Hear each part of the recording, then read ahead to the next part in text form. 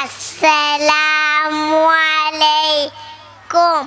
പഞ്ചാവം കാട്ടിലെ അമ്മണി കാക്ക പണ്ട് നാട് കാണാനിറങ്ങി.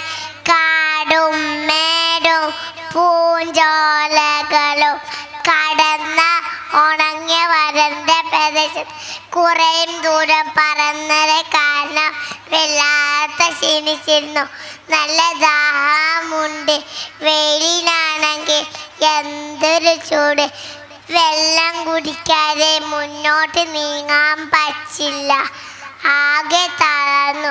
അമ്മണി പെണ്ണെ ചുറ്റിലും നോക്കി. എവിടെയും ഇത്തിരി വെള്ളം പോലെ കാണാൻ. അമ്മണി പെണ്ണ് വേഗം അവൾ ഒരു കുടം കണ്ടു. ആദ്യം അല്പം വെള്ളം കാണുക. അവൾ സന്തോഷത്തോടെ പറന്നു കുടത്തിലേക്ക് നോക്കി. വെള്ളം അല്പമുണ്ട്, പക്ഷേ കുടിക്കാൻ കഴിയുന്നില്ല. ചുണ്ടുകൾ എത്തുന്നില്ല. ഇനി എന്ത് ചെയ്യും അവൾ ആലോചിച്ചു. പെട്ടെന്ന് അവൾക്കൊരു ബുദ്ധി തോന്നി. അടുത്തുള്ള കല്ലുകൾ പെറുക്കി വീണ്ടും അവൾ കുറച്ച് കഴിഞ്ഞപ്പോൾ വെള്ളം പൊന്തി വന്നു.